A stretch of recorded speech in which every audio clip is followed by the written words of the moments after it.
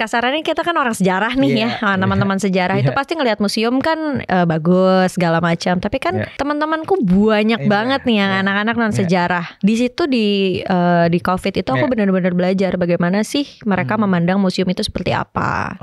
Bagaimana, kenapa dibilangnya kok out of date, kenapa membosankan. Padahal enggak, aku lihat itu memang kurang disosialisasikan, dan oleh karena itu memang it takes a village to do that gitu. Kayak berkain bersama. Mas Roy itu kan nggak sendirian kan, rame-rame banget gitu untuk membuat sebuah campaign kan, yang akhirnya anak-anak itu semua pada pakai kain gitu. Jadi memang it start from somewhere sih Mas. Setidaknya orang-orang tuh datang dulu deh ke museum. Dulu kan nggak, ya pelan-pelan lah. Setelah mereka datang ke museum, kita buatlah gimana caranya biar mereka meningkatkan literasi mereka, gimana caranya biar mereka memanfaatkan museum secara baik dan benar, bagaimana mereka mengaplikasikan ke kehidupan masing-masing mereka. Jadi memang itu semua step by step dan holistik sih. Kalau misalkan yang aku pelajarin, kalau misalkan museum itu memperbaiki digital presence mereka, orang-orang datang, tapi infrastruktur nggak ngedukung. Buat apa? Hari gini kan kalau misalkan Gen Z in this economy, we need to work very hard with many kinds of jobs. Jadi selain museum itu aku punya dekorasi bersama partnerku. Namanya apa? Namanya Love Me Decoration.ind. Jadi memang kita itu adalah decoration yang berasaskan tradisional.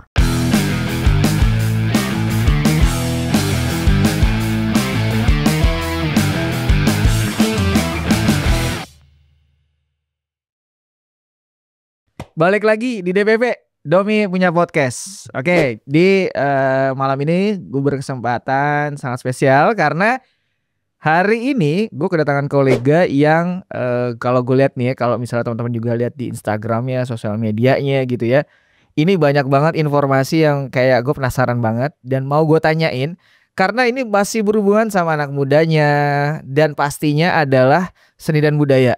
Lebih concernnya adalah soal museum.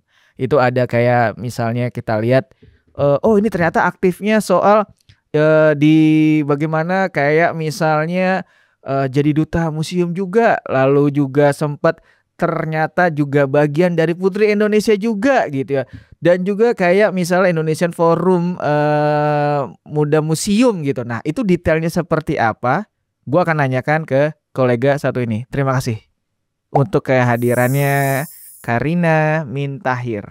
Terima kasih loh ya. Halo. Atas waktunya. Terima kasih banget. Terima kasih banyak sudah mengundang.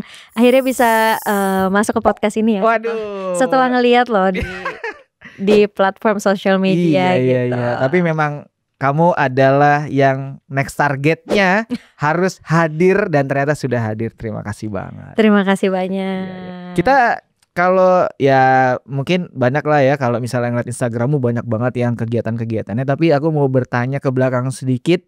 Kamu asli mana sih? Kalau misalkan asli, saya Indonesia Raya kebetulan. Jelaskan aja boleh banget. Jadi kalau misalkan sukunya sendiri itu memang orang Jawa. Jawanya mana? Jawanya Jawa Tengah dan Jawa Timur.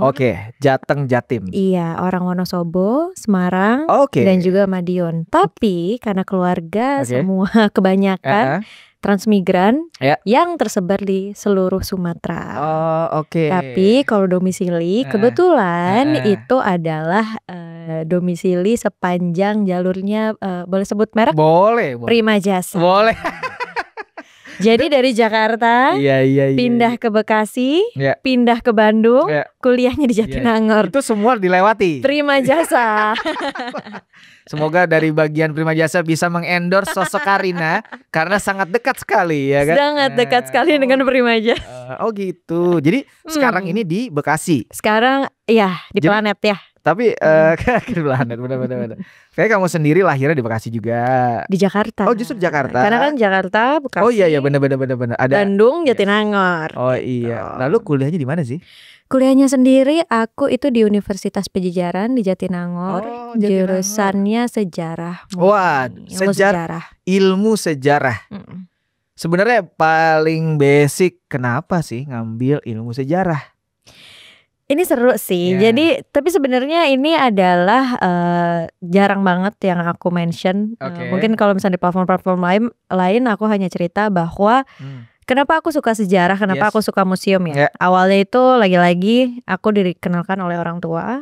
Nenekku adalah salah satu orang yang suka ngasih makan ke Museum Nasional. Siapa? Boleh disebut dong? Sri Banun Bintair.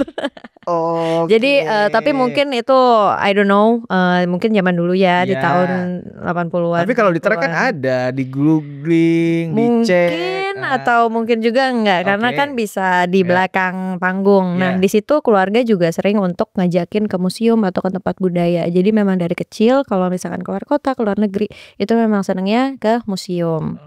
Jadi ketika aku SMA, basicnya itu aku emang suka ngomong kan ya. SMA juga aku dulu radio kan. Tapi pantas enak, renyah suaranya. Tapi suka sejarah itu karena suka museum dan lain-lain. Terus ketika SMA kayaknya seru nih kuliah sejarah gitu. Jadi akhirnya apply masuk di sejarah Unpad di situ. Tapi di dalam juga sedikit-sedikit culture shock ya. Kenapa? Susah. Ternyata susah. Orang-orang bilang sejarah gampang kali gitu kali ya atau gimana gitu. Ternyata tuh susah karena kita disuruh berpikir, logikanya dipakai, interpretasinya dipakai, heuristiknya dipakai. Jadi memang ternyata susah. Terus kadang orang-orang juga bilangnya, mau jadi apa? Mau jadi guru gitu. Padahal ada profesi sejarawan gitu sih. Jadi kamu ketika masuk ke Unpad ini ngambil sejarah makin kebuka lah tentang perspektif tentang sejarah. Betul. Dan juga di kampus itu aku sudah mulai masuk museum sebenarnya.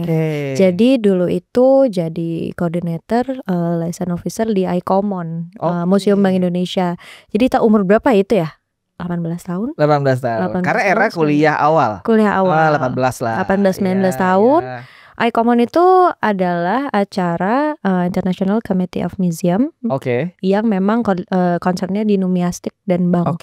Di situ sangat terbuka sekali bahwa museum di Indonesia itu khususnya di Jakarta itu sebagus dan se-forward itu ya gitu. Nah di situ setelah itu baru aku masuk ke museum-museum, coba-coba gitu.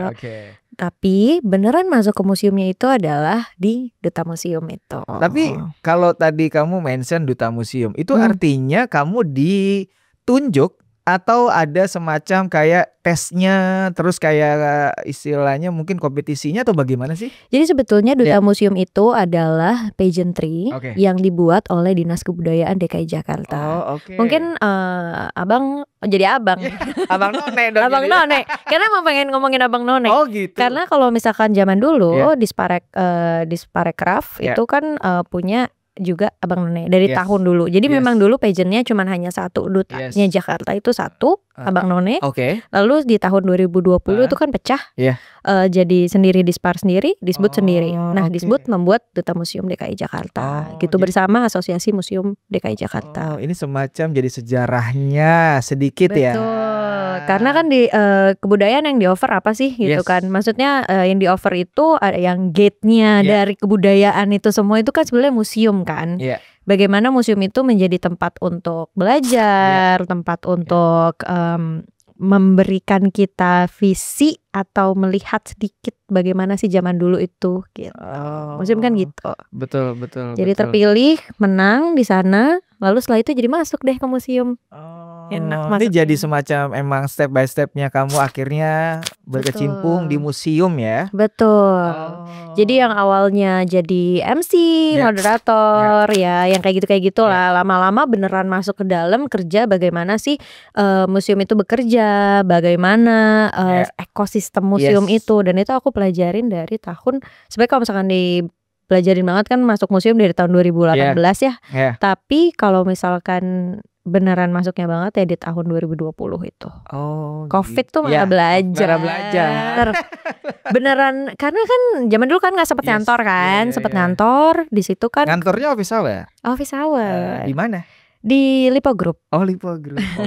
Jadi ada belajar mengenai bisnis juga di situ kan. Nah, di situ jadi ngeliat nih belajar kan di permusiuman tuh seperti apa. Malah gerilya di Covid. Orang-orang kan Covid ya jadinya lemes kan kadang atau gimana. Kalau aku malah saat itu bener-bener gimana caranya nih museum tuh bekerja tuh gimana, belajar banget. Saat itu dibantu Pak Yok dari Asosiasi Museum DKI Jakarta. Terus juga ada Bu Ari dari Museum Bahari. Jadi memang ada beberapa orang yang memang kontribut banget di permuseuman di Jakarta saat itu gitu. Jadi memang di era pandemi itu ngulik banget kamu akhirnya bener-bener. Oh sangat. Tapi sangat berimpact buat sekarang. Sangat. Jadi ada keterbukaan dan ilmu-ilmu yang bisa diterapkan lah. Betul. Dan juga jadi ngelihat ini sih, kan sebetulnya kenapa Karina mau masuk ke museum itu kan sebetulnya dari orang kasarannya kita kan orang sejarah nih ya, teman-teman sejarah itu pasti ngelihat museum kan bagus segala macam. Tapi kan teman-temanku banyak banget nih yang anak-anak non sejarah. Di situ di COVID itu aku benar-benar belajar bagaimana sih mereka memandang museum itu seperti apa. Bagaimana, kenapa dibilangnya kok out of date, kenapa membosankan. Padahal enggak gitu. Itu jadi banyak yang aku pelajarin di beberapa tahun terakhir gitu mengenai hal itu. Sampai akhirnya dipercaya oleh beberapa museum untuk join bareng membantu dan menjadi mungkin orang yang bisa dimintakan informasi atau juga opini mengenai bagaimana perkembangan museum itu sendiri. Gitu. Awalnya seperti itu. Jadi masuknya dari pageant. Kalau yang aku lihat juga Putri Indonesia tuh, itu bagaimana, coba cerita sedikit. Jadi sebetulnya kalau misalkan jadi sebenarnya dari kecil ini ya suka. Masih kecil kan? Alhamdulillah, makasih loh kalau misalkan bilang masih kecil. Jadi dulu itu memang Mas modeling, masuk Go Girl. Ada ini apa namanya kalau majalah-majalah tuh cover-cover gitu dulu. Go Girl, iya bener. Ketahuan umurnya ya. Oke. Jadi dulu Go Girl. Abis itu Putra Putri Pajajaran, Duta Kampus Unpad, menang juga juara 3. Terus Duta Museum. Nah, anak-anak pageant lovers atau pageant itu tingkatan paling tingginya itu Putri Indonesia kan. Nah, saat itu ya aku jadi join Putri Indonesia gitu. Memang itu ada kesadaran atau rekomendasi dari keluarga atau siapa gitu? Kesadaran dari dulu sih. Bahkan emang pengen masuk ke sana karena memang satu visi misi. Karena karena sebenarnya dari kecil ini kan emang suka nih. Sejarah. Sampai skripsi aku atau penelitian aku itu mengenai ibu almarhum Buryati Sudibyo. Jadi memang komersialisasi budaya perawatan tubuh. Gitu. Kamu ngangkat itu. Jadi masuk abis itu masuk Putri Indonesia setelah itu gitu. Jadi Putri Indonesia itu artinya kamu kayak ada tahapan-tahapan sampai ke tahap berapa sih? Sampai favorit. Jadi endingnya kamu di labeling apa? Putri Indonesia apa? Putri Indonesia Kepulauan Riau favorit 2023. 2023. Iya, kan berarti kemarin. Iya, betul. Masih baru, masih pas ya. Dan itu bawa museum. Jadi advokasi yang memang selama ini dijalanin di permuseuman itu dibawa ke Putri Indonesia. Apa sih yang dibawa? Karena kan Putri Indonesia itu kan platform perempuan terbesar di seluruh Indonesia kan. Bagaimana museum yang sebetulnya belum menjadi prioritas itu bisa diangkat sama aku ke teman-teman. Jadi bahkan ada beberapa teman-teman Putri Indonesia juga yang aku suruh datang nih ke museum tertua di Solo. Kesana deh. Sebutin aja gitu. Sebutin kalau mau sebutin museumnya. Karena kalau misalkan aku sukanya biar teman-teman yang nonton itu searching. Jadi nanti searching aja. Museum tertua di Indonesia. Kamu itu dikit gitu ya. Iya dong. Biar penasaran. Jadi literasi teman-teman itu bertambah. Museum tertua di Solo. Iya, tertua di Indonesia. Di Indonesia. Di Jakarta kan ada juga beberapa titik tuh. Ada. Museum tertua di Indonesia tuh di mana sih? Cari. Nah, ke sana. Di sana kalau teman-teman pengen tahu jodoh, weton, ada. Tapi riset ya, filolog langsung ada di sana. Itu teman-teman Putri Indonesia aku suruh datang ke sana. Jadi kamu juga ikut serta di pemilihannya dan juga mempromosikan. Betul. Oke, tentang si museumnya ya. Betul. Bagaimana museum itu menjadi gerbang lah sejarah budaya di Indonesia gitu. Karena aku percaya kalau misalkan kita nih sebagai orang Indonesia itu tahu bangsa kita itu seperti apa, sejarahnya seperti apa, kita akan mempunyai sense of belonging yang tinggi, kita bisa mempunyai rasa identitas yang lebih kuat juga gitu. Jadi di era globalisasi ini kita tidak terombang-ambing ya kan gitu. Kan jas merah. Iya betul. betul. Tapi aku mau nanya gini, emang kalau dari lulusan sejarah sendiri ya, kayak kampusmu gitu atau mungkin di fakultasmu itu, biasanya mereka setelah lulus aktif di mana sih biasanya?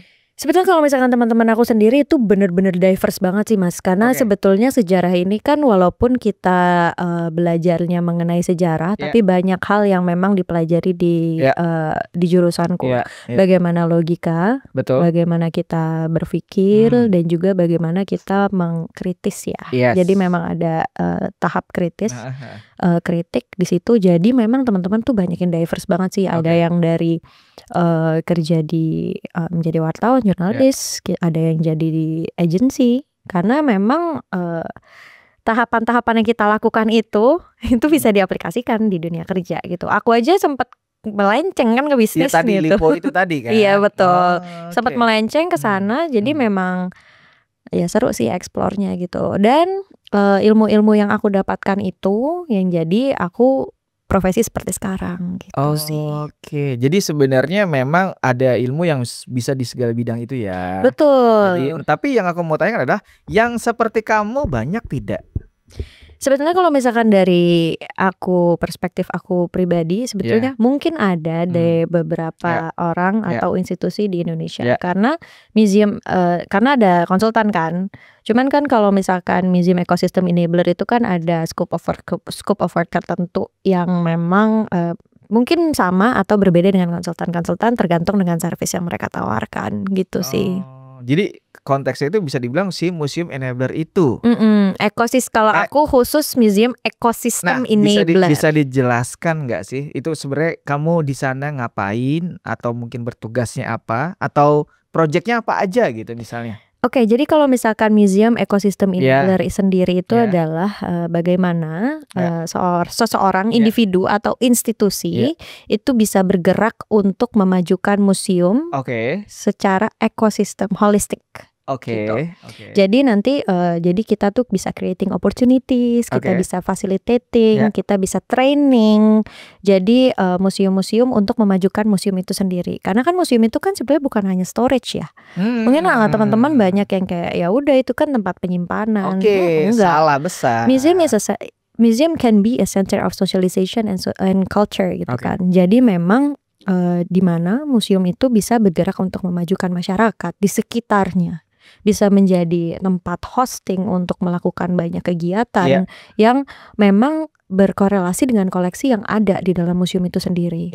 Jadi that is why kenapa banyak museum itu mempunyai program-program publik yang untuk memajukan masyarakat. Bahkan ada sekarang nih ada salah satu program dari salah satu Creative Hub yang bekerja di museum juga untuk memajukan ekonomi di sekitar permuseuman. Karena itu memang tujuannya untuk memajukan museum gitu.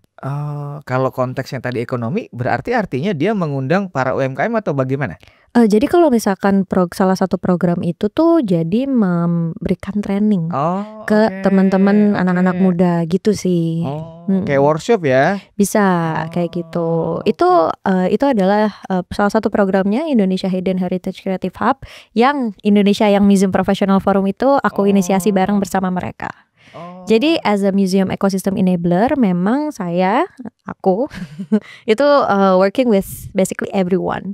Jadi memang karena saya itu membangun dan juga bekerja bersama ekosistem museum yang otomatis bekerja sama dengan stakeholder, bekerja sama dengan museum, bekerja sama dengan komunitas, bekerja sama juga tentunya business partners, pemerintah, government gitu sih. Dan sebetulnya role-nya sendiri itu juga bisa dibilang macam-macam ya. Cuman aku biasa bagi jadi beberapa hal, yaitu creating opportunities. Jadi opportunities. Santai. Minum dulu mungkin boleh ya kalau opportunities apa sih yang ada sebetulnya di museum itu kayak gimana? Kita juga memfasilitating training dan lain-lain yang tadi aku mention, dan yang selanjutnya itu adalah advocating, juga membantu pemerintah untuk mengamalkan dan juga mempromosikan undang-undang yang sudah dibuat. Oh, itu aku menyukseskan. Oke. Jadi banyak ya sebenarnya yang memang jadi target-target tujuannya gitu ya. Betul. Kita boleh sedikit mungkin bagi-bagi info yang soal kalau advokasinya tuh seperti apa? Untuk undang-undang. Jadi sebetulnya contoh case-nya lah. Jadi kalau misalkan dari aku sendiri itu kan ada sosialisasi Permendikbudristek misalkan. Nah, itu aku bekerja sama dengan pemerintah untuk mensosialisasikan peraturan-peraturan tersebut gitu. Bagaimana peraturan-peraturan ini bisa diaplikasikan ke museum-museum masing-masing. Kadang-kadang kan museum itu ada yang ingin distandarisasi kan. Kadang-kadang ya. Iya.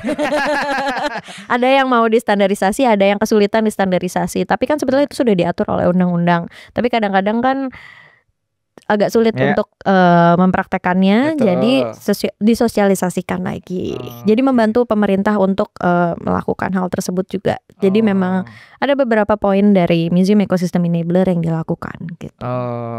Tapi kalau memang dilihat kayak kamu sendiri itu artinya sangat melihat perkembangan juga di luar, terus coba diterapkan di sini juga dong ya? Betul. Salah satunya juga kan aku salah satu anggota dari ICOM-SICA. Nah, itu apa tuh? ICOM-SICA itu adalah yang tadi ya, International Committee of Museum. Artinya lebih dalam lagi itu apa? Iya, itu kalau SICA itu adalah untuk educator dan juga cultural action. Jadi bagaimana membuat program publik, bagaimana membuat aksi-aksi budaya untuk diaplikasikan di permusiuman gitu. Jadi ketika aku melihat nih teman-teman di SICA itu seperti apa sih kegiatannya, apa sih yang bisa dibuat gitu. Kita harus buka horizon kan sebenarnya. Kadang-kadang kayak di luar itu ada museum khusus untuk lansia. Ada loh. Bagaimana mereka melakukan ini. Ya itu harusnya bisa kita aplikasikan juga di sini kan. Toh lansia kita juga banyak gitu. Jadi hal-hal seperti itu sih. Terus juga acara kemarin nih yang baru dibuat bersama Unique Cluster, yaitu adalah cluster khusus untuk Uni Eropa di Indonesia, ICOM juga, dan juga Indonesia Hidden Heritage Creative Hub itu, yang tadi saya mention sebelumnya, itu membuat acara Museum Forward. Saya merupakan project coordinatornya, membantu Mbak Farah Wardani yang waktu itu di sini juga. Iya, sini juga. Benar. Nah, itu membuka sebetulnya salah satu kegiatan dari Museum Ecosystem Enabler itu adalah kan membuka pikiran dari museum-museum, profesional museum yang ada di Indonesia, bagaimana dunia itu bekerja. Best practice-nya itu seperti apa sih? Jadi ketika di Indonesia bisa diaplikasikan. Kalau misalkan terlalu timpang alias susah, ya nggak apa-apa. Namanya juga proses gitu kan. Setidaknya kita harus melangkah lah untuk gimana caranya memajukan permusiuman di Indonesia gitu sih. Berarti kamu bisa dibilang pendataan museum yang seluruh di Indonesia ini ada, kamu tahu tuh ya data-data itu? Ada ratusan. Ya? Ratusan apa ribuan ya? Jadi kamu memang mempelajari itu juga dan mencari mungkin yang ini kurangnya apa gitu-gitu. Karena memang aku melihatnya mungkin yang aku tahu ya ada beberapa yang mungkin jadi terbengkalai dikit gitu-gitu. Terbengkalainya banyak, bukan sedikit. Enggak, tapi ya mungkin tahu ya. Sinyal. Bisa keresak-keresak sedikit sih. Tapi aman nggak? Ini udah aman ya oke. Enggak, tapi kenapa itu bisa terjadi ya? Kamu tahu gak sih sebenarnya sedikit aja gitu kayak hasil risetmu gitu. Riset pribadi ya? Iya, pribadi. Bukan riset yang dilakukan oleh institusi apapun. Ini perspektifmu. Perspektifku sendiri. Itu adalah di mana orang-orang itu merasa bahwa museum itu tidak penting. Belum penting kali ya? Tidak penting. Malah tidak penting ya? Iya, karena sekarang yang ngerasa penting itu adalah bagaimana pendidikan kan? Makan. terus bagaimana meningkatkan ekonomi masyarakat. Oke. 3 hal itu yang saya lihat itu lebih menjadi prioritas dan nggak apa-apa. Kayak gitu. Maksudnya namanya juga hidup ya, pasti ada yang menjadi prioritas, mana yang belum menjadi prioritas. Betul. Kenapa terbengkalai? Karena memang ya prioritas tersebut sehingga ketika museum itu mungkin ingin meminta bantuan atau gimana oleh berbagai pihak, seringkali kesulitan karena ya prioritas kami bukan itu. Itu yang saya rasakan di business partners. Jadi selalu ada kendala di misalnya kita mau maju, ini kayaknya tidak terlalu diutamakan gitu ya istilahnya. Iya, betul. Karena prioritas, let's say kayak sekarang prioritas kami itu di pendidikan. Oke. Jadi memang sebetulnya itu adalah sebetulnya it takes a village to do that ya, untuk menginformasikan kepada stakeholder dan juga business partner tentunya bagaimana di Indonesia itu museum itu kan merupakan tempat untuk belajar juga. Betul. Jadi sebetulnya untuk meningkatkan pendidikan, meningkatkan literasi juga itu bisa melalui museum. Betul. Itu sih. Jadi yang memang tugas kita bersama ya, bukan hanya tugas pemerintah kalau menurut saya. Betul. Bagaimana kita menginformasikan bahwa ya museum itu ya jangan terbengkalai. Museum itu mempunyai koleksi yang merupakan hasil loh dari kekayaan kita dulu gitu. Betul. Kayak gitu sih. Karena aku juga kadang beberapa tuh ngelihat di beberapa negara ya, misalnya kayak Jepang atau Amerika atau Eropa tuh hal-hal sepele aja jadi museum gitu. Sedangkan kita aja nih kan banyak contoh-contoh. Aku melihatnya setiap kota di Indonesia tuh punya soto. Kenapa sih tidak ada museum soto misalnya? Itu simple banget loh. Betul. Itu sesuatu hal yang penting karena ini ngomong histori gitu. Bagaimana tentang si soto ini ada dan bisa di tiap kota berbeda-beda. Itu kan sesuatu yang menarik diangkat. Tapi ya itu dialah balik lagi. Kenapa tidak ada pekaan gitu ya? Sesimpel gini deh Mas. Kita di Indonesia kan sekarang beauty industry itu lagi naik banget. Ini ya, balik lagi ke riset aku ya. Betul. Beauty industry itu kan lagi naik banget. Yes. Local brands and everything gitu. Asal muasalnya tuh tahu nggak sih dari mana? Dari jamu kan. Wellnessnya Indonesia. Japanese massage. Balinese massage gitu kan. Itu kan hal-hal yang seru ya kalau dieksplor. Betul. Ada nggak museum kecantikan di Indonesia? Itu dia. Marta Tilaar punya dong.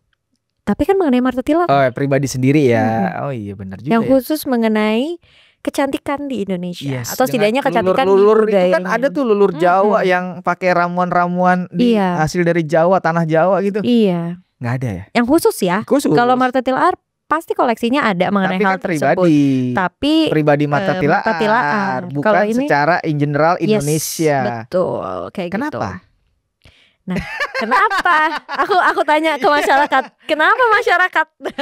Kalau kamu mau mention siapa boleh bang.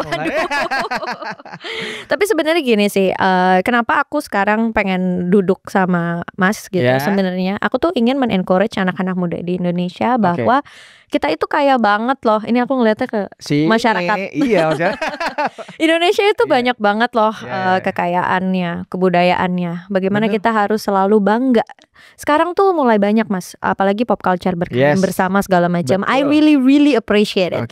Tapi kita harus bisa lebih dari itu. Lebih semangat lagi untuk melakukan banyak hal. Dan apalagi Museum Ecosystem Enabler tuh bukan cuma buat satu orang atau satu institusi. Tapi bagaimana Museum Ecosystem Enabler atau enabling the ecosystem itself itu bisa bangun bersama-sama dengan anak-anak muda gitu atau komunitas gitu. Itu keren banget sih kalau misalkan kesampaian kayak gitu.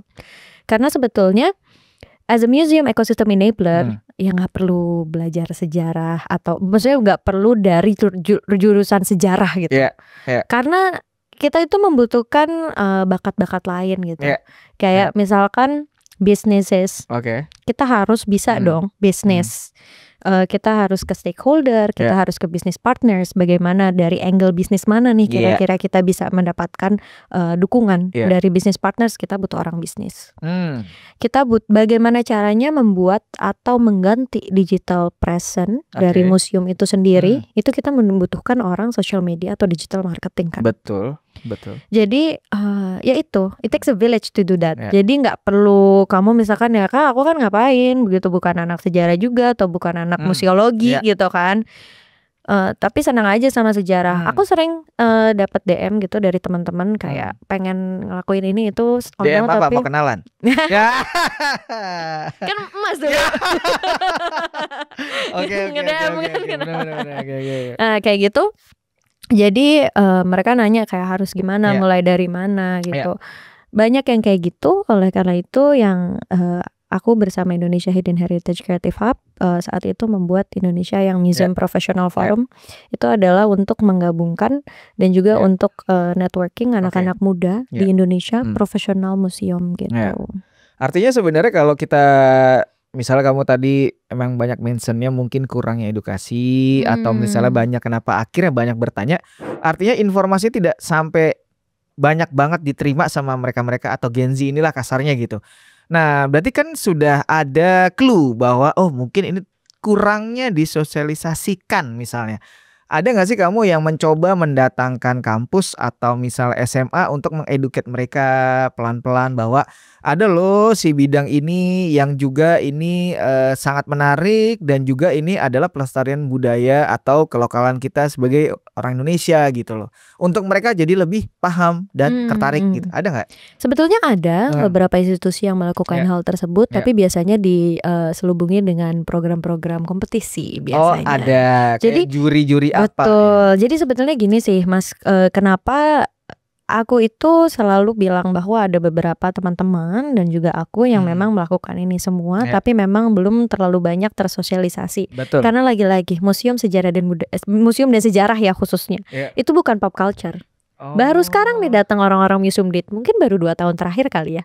Oh karena juga di era sekarang TikTok itu jadi orang nyari konten jadi konten museum. Betul. Which is good ya. Which is good. Tapi tapinya itu literasinya. Jadi bukan hanya, jadi museum itu ya bukan buat tempat foto-foto aja. Persis. Tapi bagaimana mereka datang ke sana, mereka belajar sesuatu, mereka belajar ada yang dibawa pulang kecuali selain foto. Mungkin kalau kita konteksnya mention literasi, bisa jadi caption-caption yang ada di museum tidak membuat jadi menarik mereka untuk dibaca. Betul, bisa seperti itu. Atau jadi, kita menyediakan digitalnya, nyeken, jadi orang bisa membaca di handphone. Bisa kayak gitu. Jadi memang sebetulnya Mas, kalau misalkan museum-museum di Jakarta dan di Jogja itu memang sudah sangat-sangat luar biasa maju. Makanya canggih memang kalau misalkan Mas ngelihat data di Museum Nasional, gak usah ngeliat data deh, datang aja Sabtu Minggu ke sana. Ngantrinya rame kayak gitu. Tapi kan kalau misalkan mereka kebanyakan mungkin tidak baca. Kebanyakan mungkin ya. Nah itu yang memang harus dibuat oleh museum-museum besar dan museum-museum kecil di Indonesia. Itu bagaimana storytelling yang baik dan benar gitu. Berarti captionnya gitu-gitu ya? Caption, terus sebenarnya kalau storytelling itu kan bukan hanya melalui caption aja ya Mas, tapi bagaimana koleksi itu kan berbicara ya. Betul. Bagaimana ya kalau misalkan kuratorial mungkin di sini sering lah ya mengundang orang-orang luar biasa gitu. Mbak Farah? Nah iya. Guru. Ya. Okay. Nah, jadi memang hal-hal tersebut sih yang memang aku lihat itu memang kurang disosialisasikan, dan oleh karena itu memang it takes a village to do that gitu. Kayak berkain bersama. Mas Roy itu kan nggak sendirian kan, rame-rame banget gitu untuk membuat sebuah campaign kan yang akhirnya anak-anak itu semua pada pakai kain gitu. Jadi memang it start from somewhere sih Mas. Setidaknya orang-orang tuh datang dulu deh ke museum. Dulu kan enggak, ya pelan-pelan lah. Setelah mereka datang ke museum, kita buatlah gimana caranya biar mereka meningkatkan literasi mereka, gimana caranya biar mereka memanfaatkan museum secara baik dan benar, bagaimana mereka mengaplikasikan ke kehidupan masing-masing mereka. Jadi memang itu semua step by step dan holistik sih. Karena kalau misalkan yang aku pelajarin, kalau misalkan museum itu memperbaiki digital presence mereka, orang-orang datang, tapi infrastruktur nggak ngedukung, buat apa? Atau misalkan digital presence bagus, infrastruktur bagus, SDM-nya yang ngejelasin lalala ye ya, atau ngangengong gitu kan, nggak bisa juga. Jadi memang semuanya memang holistik dan memang secara keseluruhan itu memang harus yang namanya dibenerin gitu. Gitu sih. Jadi itu pentingnya bahwa mengeduket dulu orang-orang yang di dalam berarti ya. Betul. Dah. Kalau menurutmu ada beberapa yang mungkin bisa ngasih masukan untuk bisa membuat ini lebih meriah, orang lebih suka datang belajar di museum tuh apa sih sebenarnya yang memang kamu coba cari untuk kayak nih ada rumusan atau ramuan untuk bisa nih jadi happening gitu, ada nggak kepikiran apa gitu? Sebetulnya kalau misalkan untuk rumusan sendiri ya kita semua memang lagi trial error ya di Indonesia gitu. Teman-teman juga semuanya lagi pada trial error karena tapi kalau misalkan yang aku lihat sekarang itu semua tuh proses sih Mas. Kita harus step by step kan ya. Sekarang kita udah menemukan formula gimana caranya orang datang. Tapi gimana caranya biar orang itu kembali ke museum. Gak cuma datang sekali. Bukan cuma datang. Jadi loyal customer gitu kan. Itu masih trial error sih. Gak apa-apa, nanti juga akan berubah suaranya kan. Oh iya benar. Tapi gini sih, memang itu sesuatu aku ngeliatnya agak prihatin ya, karena harga tiket juga kan sebenarnya murah, terjangkau ya, dibanding nonton sinema bioskop tuh lebih murah museum loh. Betul. Iya, tapi itu dia kenapa ya gitu. Lebih ke ya itu yang tadi sih, kalau misalkan yang aku bilang itu adalah sosialisasi. Kadang kalau misalkan museum-museum besar sekarang udah mantap banget tuh, orang datang puas. Betul. Cuman kalau misalkan ada museum-museum kecil atau museum-museum yang masih terbengkalai, bisa dibilang jauh-jauh ke sana, tiket murah. Tapi dilihat ada apa? Iya betul. Museumnya cuma sepetak. Ada tuh? Ada. Oh, di mana? Boleh nggak? Jangan dong. Oh nggak boleh. Jangan. Aku sih pengennya ya teman-teman itu di luar sana itu datang sendiri ke museum dan menilai masing-masing sendiri. Jadi kalau misalkan aku bilang di sini museum-museum apa aja atau gimana, ya mereka nanti makin nggak akan mau datang. Karena udah terinformasi. Jadi gimana caranya kita itu memancing orang-orang itu untuk datang ke museum. Julid deh, tapi datang dulu. Karena itu step awal, datang dulu aja. Gitu. Lebih ke bagaimana kan sebenarnya kamu membuat orang bergairah untuk datang, penasaran gitu kan, spill dikit lah. Tapi gitu. Setelah itu apa gitu? Iya sih. Sebenarnya memang kalau kita ngomong konteks bagaimana bisa kayak membuat orang untuk yang SDM yang di museum itu gitu ya. Kampusnya di mana sih atau belajarnya di mana sih sebenarnya? Sebetulnya kalau misalkan di Indonesia itu ada museologi. Di mana? Museologi di UI itu ada. Hanya UI. Iya. Atau ada kampus lain? Ada lagi, tapi kalau misalkan menurut aku pribadi, kalau misalkan untuk menjadi profesional museum itu tidak melulu kok harus kuliah, karena ketika masuk museum juga ada sertifikasi atau training langsung dan juga jadi memang orang-orang di museum itu di training lagi untuk mendapatkan sertifikasi, let's say sertifikat edukator atau sertifikat kurator atau sertifikat registrar gitu-gitu sih. Jadi memang kita tuh difasilitasi kok oleh pemerintah. Iya. Tapi balik lagi Mas, kalau misalkan kita semua sekolah tapi kan ada orang yang memang rajin nyari informasi sampai keluar negeri, ada yang ya udah yang minimal lulus aja deh gitu. Nah, jadi memang networking sesama profesional museum itu sangat dibutuhkan memang. Gitu. Sosial media sendiri sebenarnya kayak beberapa semua museum ini sudah ada belum sih akun-akun itu? Karena kadang sekarang anak-anak atau ya kita ngomong Gen Z lah, itu mungkin males browsing di Google, dia paling gampang itu akun Instagramnya apa sih gitu. Ada nggak sih yang kamu survei di beberapa museum ini memang sudah punya akun sosmednya, ada nggak? Atau nggak semua? Nggak semua ya. Kenapa? Nah kalau misalkan kayak gitu, tahu nggak kenapa? Kenapa? Nggak tahu. Karena satu museum itu kadang yang handle itu satu orang. One man, one show. Kalau misalkan Mas melihat bahwa museum itu kurang terawat atau maksudnya terawat secara ini ya, kalau bersih, tapi maksudnya secara digital mungkin kurang atau di sana yang buka misalkan cuma satu orang atau gimana. Ada kayak gitu. Saya juga pernah kok datang ke museum salah satu museum di Indonesia gitu, datang orangnya mana? Orangnya lagi udah pulang. Bentar, jam berapa ini? Jam 1. Karena memang tidak ada orang misalkan kayak gitu. Karena memang one man one show. Dan itu salah. Itu tidak ideal. Minimal banget itu harus ada beberapanya kan. Harus ada kurator, harus ada edukator, harus ada registrar, harus ada orang-orang yang memang mengerjakan hal itu. Dan itu gak boleh satu orang. Ini museum milik negara nih?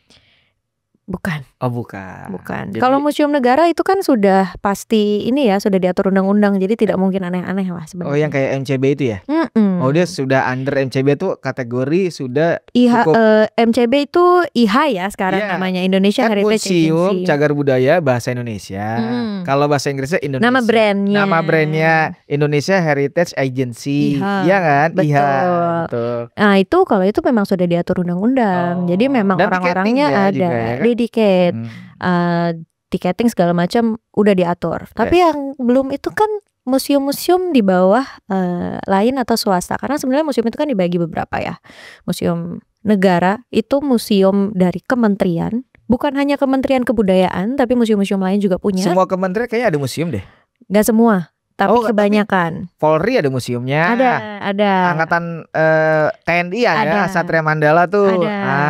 Nah itu ada. Terus ada kalau misalkan museum daerah. Jadi misalkan dinas-dinas kebudayaan DKI Jakarta itu punya museum sendiri loh. Di mana? Dinas Kebudayaan DKI Jakarta. Di mana? Kota Tua. Itu semua punya museumnya. Itu di bawahnya Dinas Kebudayaan DKI Jakarta, bukan di bawah kementerian. Oh, jadi karena sesuai dari daerahnya, betul, Pemdanya. Jadi dari pusat, Pemda, swasta, TNI Polri. Itu jadi itu adalah orang-orang yang mempunyai museum. TNI Polri itu termasuk swasta ya? Bukan. Jadi beda. Kementerian atau pusat, lalu daerah, swasta, TNI Polri. Oh, beda lagi sendiri dia. Soalnya kadang di daerah juga ada kayak gitu. Yang memang diurus oleh TNI Polri daerahnya. Oh, Pemdanya atau wilayahnya.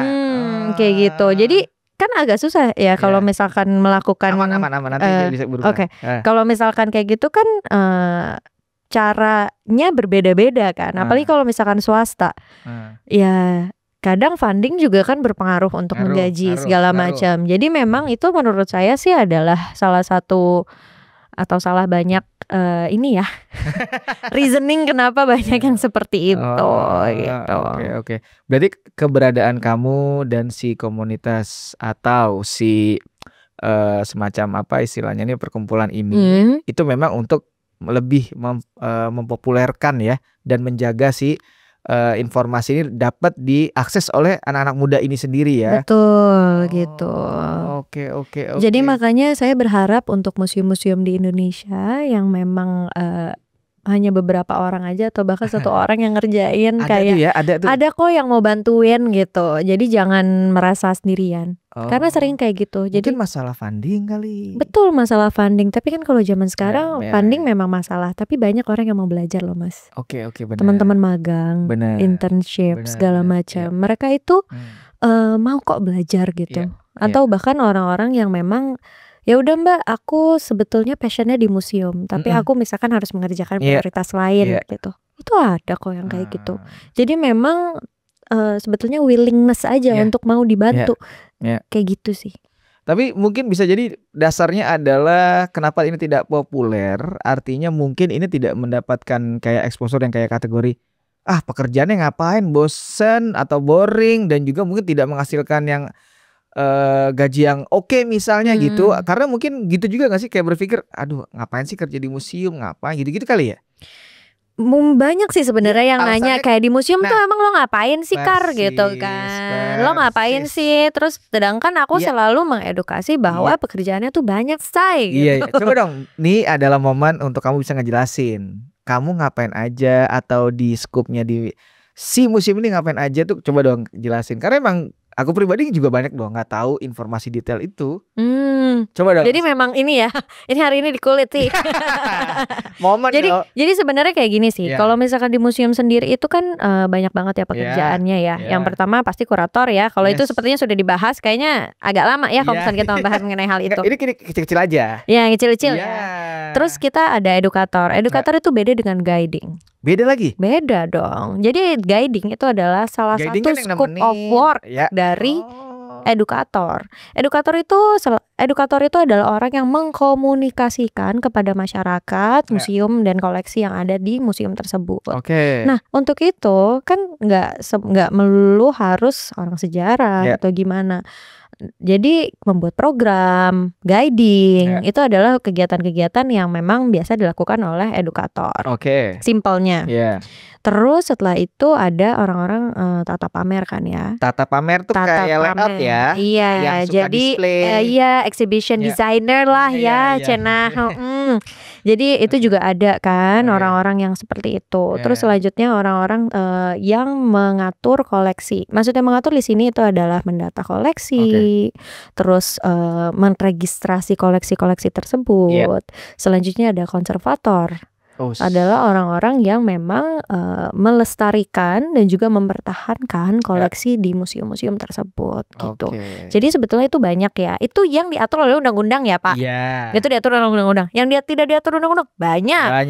Ada social media, ada digital marketingnya, terus juga ada talent ya. Kalau misalkan mau bikin konten, copywriter, banyak sebenarnya. Jadi memang museum itu juga as a company ya, aku bisa bilang, maksudnya turunan-turunan divisi-divisinya juga banyak sekali gitu. Ada satu bidang yang juga ini berhubungan di museum yang tidak populer, ada. Apa tuh? Restorasi. Itu penting. Itu ada di museum, harusnya di luar sana tuh banyak banget ada timnya. Tapi tidak populer di sini. Betul. Padahal itu penting sekali untuk bisa mendeteksi karya-karya bahwa ini adalah mungkin asli tahun berapa kayak gitu-gitu loh. Kalau itu kita masuknya ke kurator. Iya, tapi kan ada restorasi yang lebih kayak kerusakan itu lebih detail lagi. Konservator masuknya. Iya, konservator bisa, bener itu ya. Itu sebenarnya tidak terlalu populer juga loh ya. Iya sekali. Enggak, aku pingin nanti. Jadi gini sih sebenarnya. Kalau misalkan di Indonesia sendiri, konservator itu memang tidak ada. Ini correct me if I'm wrong ya. Tidak ada setahu saya sekolah khusus untuk konservator koleksi museum atau koleksi kebudayaan, cagar budaya itu nggak ada. Kebanyakan teman-teman itu jurusan kimia, ya balik lagi ya, jurusan kimia, fisika, biologi itu memang yang setelah itu dilatih, disertifikasi menjadi konservator museum gitu. Jadi memang ya itu ya sayangnya ya, jadi nggak ada yang dedicated gitu. Maksudnya kalau misalkan lukisan yang setahu saya yang restorasi konservatornya mantep banget kan Bu Monica ya. Jadi, nah orang kayak Bu Monica cuma satu, harusnya kan banyak. Karena kan lukisan-lukisan di Indonesia juga bagus kan. Iya. Jadi itu hal yang memang teman-teman kalau misalkan mau tahu lebih banyak mengenai museum, monggo aja direct message ke aku. Ini buat di ending nih. Buat di ending ini infonya. Oh jangan ya. Masih belum, bentar. Nanti itu. Karena ini mau nguliknya lebih banyak lagi. Kayak misalnya nih ada juga catatan, ini penting juga. Kayak misalnya kan kamu juga kita ngomongin ya soal ada yang berhubungan sama kamu nih kan. Ini perihal yang tadi kan Enabler udah dicicil, bagaimana dalam-dalamannya. Yang penting sebenarnya aku mau tahu yang Indonesia yang museum ini sebenarnya profesional forum tuh sebenarnya kenapa ada itu dan kenapa itu dibuat untuk apa gitu. Oke, jadi tapi sebelumnya saya boleh minta kecilin AC-nya sih. Oh boleh, dingin ya? Dingin. Oh iya, oke. Kita matiin aja kali ya? Iya boleh. Iya, oke. Maaf ya. Iya. Tapi ini di-cut nggak? Kecilin AC. Nggak apa-apa, dingin banget. Nggak apa-apa. Kita mah open aja, unsensor pokoknya. Unsensor ya. Iya. Maaf banget nih teman-teman. Tadi dingin banget. Oke. Ya lanjut. Oke. Jadi kalau misalkan Indonesia yang Museum Professional Forum itu adalah sebuah Oke. Kirain ada apa? Ada Godzilla, ngeri juga. Sebuah program yang diinisiasi oleh saya dan juga bekerja sama. Kamu menginisiasi bersama Indonesia Hidden Heritage Creative Hub yang merupakan salah satu konsultan ya di bidang permusiuman gitu. Di situ kita menggodok acara dan program sebetulnya namanya IYMPF ya, kita singkat aja ya, panjang soalnya.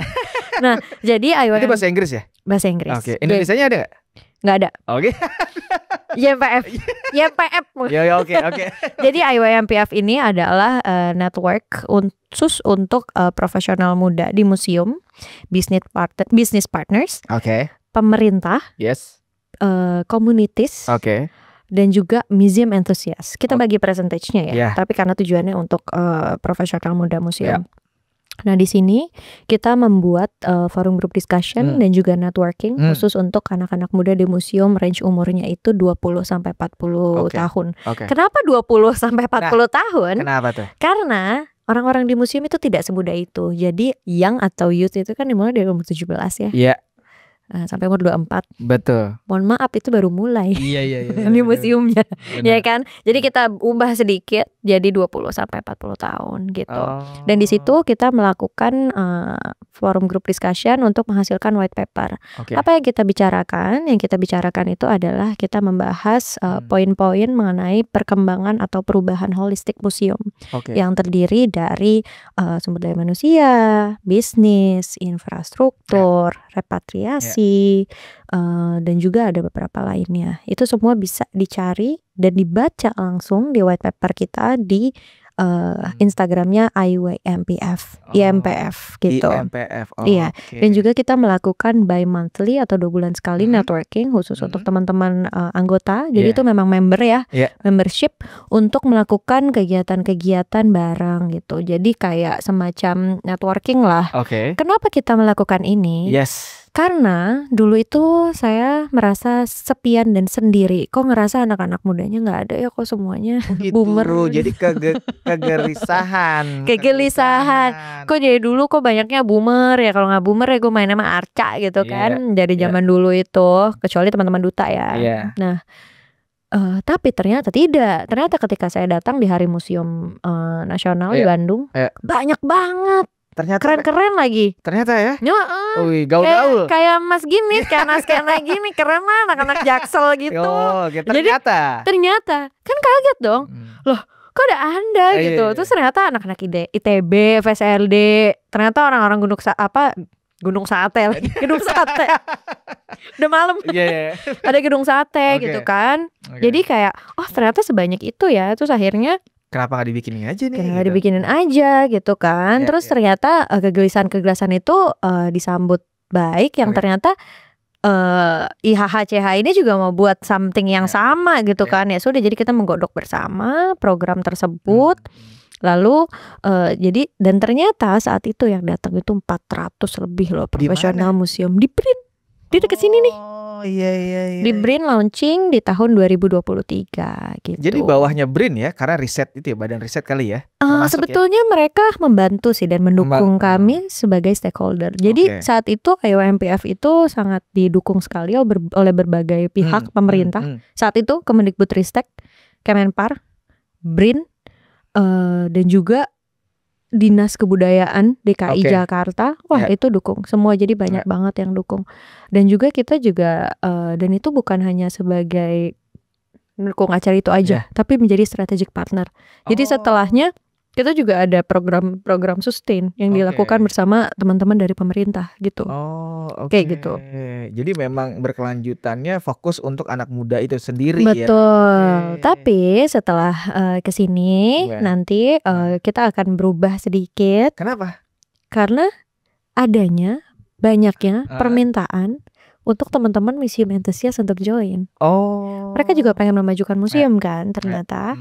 Jadi kita maksudnya dari IHCH karena ini program di bawah Indonesia Hidden Heritage Creative Hub, itu akan membuat yang nantinya akan launching, tunggu aja. Kapan? Boleh dong di-spill dikit. Kalau kapan-kapannya nanti aja nih ya. Apanya? Nanti akan di-spill gimana. Ada Instagramnya kan ya? Ada Instagramnya. Di situ nanti bisa dicek aja. Jadi memang sebagai yang dulunya direktur pertama ya berarti kalau saya gitu. Anda direktur pertama ya. Ngeri. Direktur pertama, dan sekarang ini leadershipnya udah di IHHCH. Jadi sekarang saya konsen di Museum Ecosystem Enabler dan tentunya tetap membantu gitu. Jadi posisimu lumayan jadi pionir ya. Pionir banget gitu ya. Enggak lah, enggak pionir lah. Kan penggerak bener yang sih, menginisiasi. Iya sih, tapi enggak lah, kita bareng-bareng aja pokoknya di sini. Semua kerjain bareng-bareng. Kita pokoknya apapun yang aku lakukan, saya yakin teman-teman juga banyak yang lakuin. Cuman mungkin aja tidak terekspos gitu. Berarti kamu merasa sekarang sini udah mulai bagus orang peka dengan kayak ketertarikan datang ke museum. Iya. Udah mulai ya. Iya, makanya udah mulai, museum udah mulai rame. Nah, tugasnya itu kan sekarang gimana kita masukin intisarinya lah ya dari museum itu ke teman-teman gitu kan. Nggak cuma datang aja. Bener, nggak cuma datang dan nggak cuma buat fun aja gitu kan. Sebenarnya kan marwahnya museum itu kan edutainment ya. Betul. Education and entertainment. Betul. Gitu. Betul. Anda lebih paham lah. Ya. Oke, tapi bagaimana dengan kalau si museum itu disalahguna, yang mungkin bukan disalahgunakan, cuman artinya kadang bisa buat wedding, bisa buat acara-acara. Dulu. Sekarang nggak boleh bang? Nggak boleh. Katanya ke asal bayar bisa. Nggak ada sekarang. Masa sih? Apa tuh? Spill dong. Oke. Maksudnya gini, dulu itu kan yang terkenal banget untuk wedding itu kan Museum Bank Indonesia. Iya. Sekarang Museum Bank Indonesia udah nggak melakukan itu sama sekali. Tidak boleh. Karena apa? Karena ketika wedding itu kan, nah ini sebenarnya applies to many museum ya. Kenapa tidak boleh sembarangan orang untuk melakukan kegiatan? Karena museum itu kan kebanyakan didirikan di tempat-tempat cagar budaya. Cagar budaya ini kan delikat banget ya. Jadi kadang tuh troli drag aja rusak aja. Nah kumaha atau ngebenerinnya teh siapa no bakal ngebenerin teh gitu kan.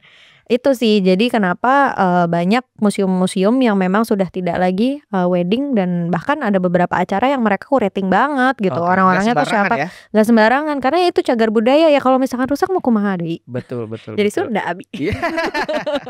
Oke. Gitu.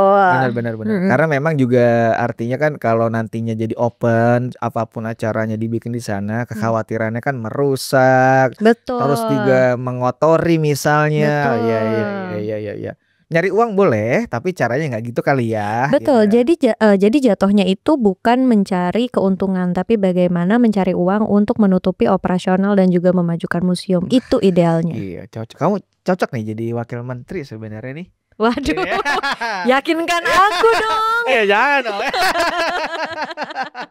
Oh iya. Iya, gitu. Okay. Jadi makanya banyak sih museum-museum yang kayak gitu. Kecuali mungkin kayak ada museum-museum yang mungkin living museum ya. Kalau living museum kan mungkin di tamannya, mungkin itu nggak meter gitu. Oke. Ya kalau di taman beda sih, gitu nggak apa-apa ya. Tapi kalau di dalam yang kanan kirinya ada arca, gedung apa itu kan agak riskan ya. Iya, jadi mungkin teman-teman kalau misalkan mau include museum sebagai di weddingnya mereka, mungkin di pre-weddingnya mungkin. Kalau kan aku dengar juga ada keterlibatan kerjasama dengan Mangkunegaran itu ya. Itu dekorasi tuh. Jadi aku masuk dari dekorasi. Boleh. Karena ini relate dengan personmu, pribadimu. Ini itu adalah usahamu. Jadi gimana itu? Boleh ceritain dong. Jadi gini teman-teman. Jadi kerja sebagai Gen Z itu mempunyai pekerjaan yang banyak sekali ya sebetulnya. Multitasking. Hari gini kan kalau misalkan Gen Z in this economy, we need to work very hard with many kinds of jobs. Jadi selain museum itu aku masuk aku punya dekorasi bersama partnerku. Namanya apa? Namanya lovemedecoration.ind. Jadi memang kita itu adalah decoration yang berasaskan tradisional. Jadi memang kita basicnya itu riset. Jarang kan? Iya. Enggak, itu biasa digunakan untuk apa? Jadi kalau misalkan kami itu wedding dan juga venue styling sebenarnya. Tapi karena memang kita itu ingin membawa nih yang namanya kebudayaan Indonesia. Jadi memang kita kalau misalkan melakukan styling itu memang berdasarkan riset.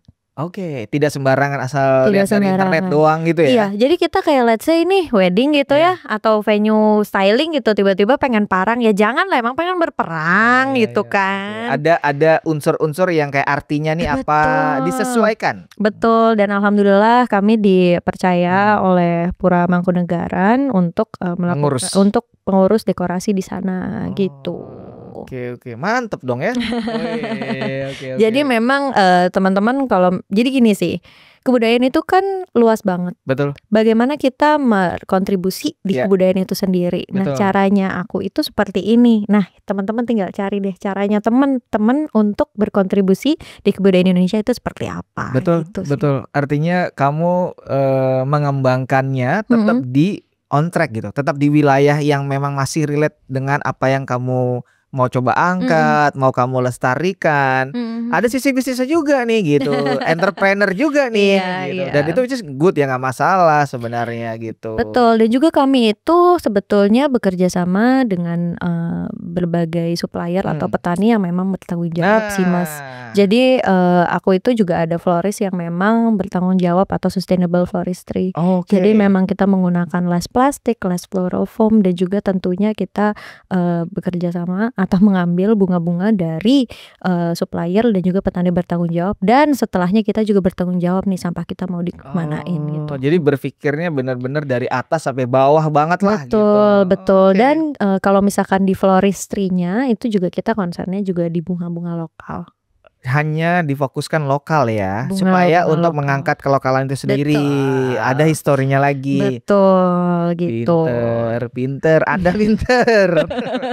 Jadi bisnisnya apa aja kamu yang masih relate berhubungan sama tentang kesejarahan? Sebetulnya kalau misalkan dari aku sendiri, bisnis aku itu kan di dekorasi dan juga floristry lah ya. Kita ngomonginnya floristry. Itu sudah populer ya floristry itu ya? Sudah. Jadi kalau misalkan floristry kan sebenarnya ilmunya ya Mas ya. Iya. Jadi memang aku itu certified juga. Jadi iya, aku lihat di CV banyak sertifikat ya Anda tuh ya kan. Jadi ini ya, jadi kalau ngelihat CV kayak mau ngelamar kerja kemana gitu.